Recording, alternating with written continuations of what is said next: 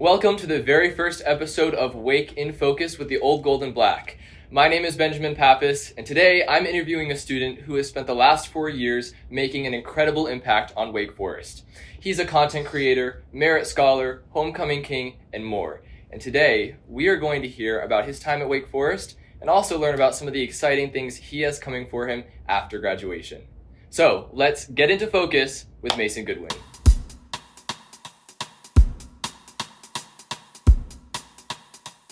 So tell me about this, because you're an incoming associate at the Boston Consulting Group, which is, my friend is in business, and so he was very impressed with this. This is like a huge thing, so congratulations on that. Thank you. But then what is your plan then for the near future? The dream scenario would be to hopefully work at 2 years at BCG, then matriculate over to an MBA program. BCG does have sponsorship, so they could cover the cost of an MBA if I'm able to potentially move up in the company. So go to the MBA to learn entrepreneurship. I think one day I would like to start my own company or potentially even transfer it to like another company to do strategy there. So those are my two options looking forward post MBA. I think I'll either return back to BCG immediately after my MBA or even do something else if the opportunity arises.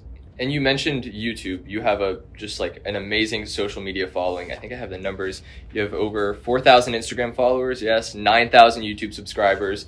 Where did this started before college, yes? Yes. Okay, and then you continued with it at Wake. Yes. Okay. I was reading back through, because you did an OGB interview actually like the first semester of your freshman year, and I was reading back through that. And I want to know, like, where did that motivation come from? Because you clearly came in and immediately started with all of this. You just kind of went in running. So where did that motivation come from at the very beginning? In high school, I used to do TikTok. I thought it was really fun, but ended up getting off TikTok because there wasn't any money on the platform at the time. They weren't really paying creators. And I wanted something a little bit more sustainable that can grow long term. So I jumped on YouTube. So during COVID, I learned how to create a YouTube channel, all the basics, how to do videos, edit, and more. But when I started applying to colleges, I started looking at college content creators such as Elliot Choi at Vanderbilt or other people like that. So then they inspired me to apply to their colleges. So when I got into Wake Forest and saw they didn't have a content creator, I was like, oh, I can fill this void. So when I came to Wake, I was like, I could just copy and paste, make the day in life videos, dorm tour videos, and this could be very helpful for these students when they come look for Wake in the future. Very nice, very nice. I've seen that you've also done a lot of interviews with various like sports teams and players and stuff like that. How has that been sort of an impactful thing in your content creation? Yeah, I think it just showed me that all these athletes are just like us. Sometimes we put them on a pedestal and be like, oh my gosh, they do some crazy highlights. Like, yeah, they're athletic and crazy human beings, but they're just people like us at the end of the day. And that's how we should treat them. They just want to be part of our community. And I think I've been able to collaborate with people such as Taylor Moore, Whoopi Miller, and more, just to show that, hey, they're great people like us. They have their lives and stories that we should share on our platforms and kind of show it to the broader Wake Forest audience. Yeah, absolutely. And I think that it's been one thing that's been very cool with your content creation is that you really give like a good sort of day in the life and a very good image of what it is to be a Wake Forest student. But that means that also like a lot of your experience was captured on video. So is there something particularly impactful that you think wasn't really shown in those videos? Like if somebody was watching all of them, what would they not realize about your time at Wake Forest?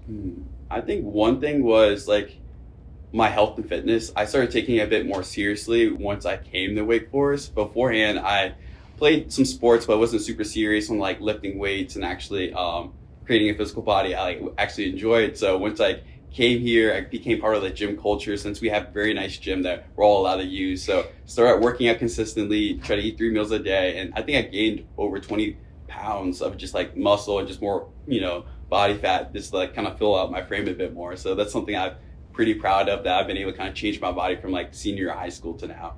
Very impressive. Yes. What other sort of development have you seen from yourself if you're looking at Mason Goodwyn freshman and Mason Goodwyn senior? What do you think are the biggest differences?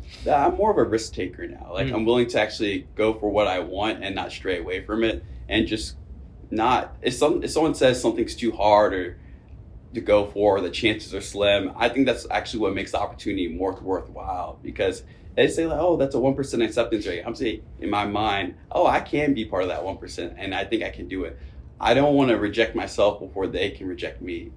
Wow. How do you think you develop that sort of like confidence? I think it's by learning through the failures. I think I learned more through my failures than in my wins in my life. I think from the first time I was trying to get an internship during my freshman year, I was applying to Capital One and they rejected me because I didn't know how to do a case study. I bombed the interview, but bombing that interview helped me actually ace my interview for BCG my sophomore year. And I think without going through that hardship of learning, like, okay, how do I reset and go forward to actually have success in the future? Very impressive. And what would you say are your biggest sort of accomplishments, or what are you most proud of looking back at your 4 years here? I think I'm most proud of the impact I had on other people, just to show them that anything's possible you put your mind into, and that I kind of strayed away from the crowd because before me there was nobody else that really did content creation. And I think Wake Forest can kind of create a climate where everybody wants to go one way, but me just taking the path less traveled actually opened up so many more opportunities for me. So okay, very nice. What was sort of like the social transition for you? Like, did you stick with the same friends all of your 4 years, or did it kind of ebb and flow? I think some parts ebbed and flowed, but I think the main group I stuck with was Two Cities Church. That college community was very strong for me, just helped me develop my Christian faith. Since I am a Christian, I like to profess it out to the world, and just having those people that strengthen those values have been instrumental along the way. I had some few friends from my freshman year I still see in my class that say what's up to them, maybe grab lunch here and there, but it's really true. The people you live around your freshman year, those can be your friends for life potentially. So, or just keep on seeing them around campus and continue those relationships with. Yeah. Tell me more about the sort of the faith and the values that you hold. How does that sort of motivate your actions, especially in business where you are such like a decision maker? Yeah, I think it helps me become like an ethical businessman as well. I think when I have values in the business world that reflect my faith, so anything I go do in business won't go against those. And it just shows that, you know, you can be a Christian in the business world and actually you can like promote philanthropy, give back to others. So I think one thing I would like to do in the future is hopefully give back to those who don't have as much. If I'm able to be successful, I should give a platform to people that need it as well. So if God's blessed me so much I have at Wake Forest right now, I think I have a duty in the future to hopefully show that to others as well. Yeah. Yeah. Very nice. Very nice. I want to do a bit of a shift now to some maybe simpler questions. I know we've been getting into some deep topics. I want to know, in your infinite wisdom as a senior, if you could tell your freshman self one thing, what would it be right now? Your first month of being here as a freshman, what would you tell that guy?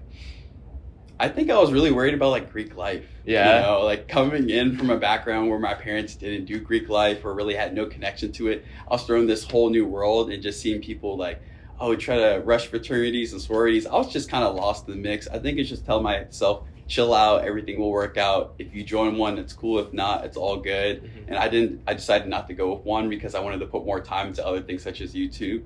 And I'd have no qualms against people that join them. It seems like they have a great time. I've been to a few day functions myself. So it's just like, find the community that's going to want you and be a part of that community. Yeah, it is such an interesting, like, just seeing how it plays out here. I feel like it is very interesting to be at a school where it is like so dominant in a sense. And one other comment is, I always think like ahead in the future. I try to think years ahead. Okay. And I know college is only 4 years. I'm trying to think, is joining a fraternity really going to change like the longevity or the projection of like where my life is going to go?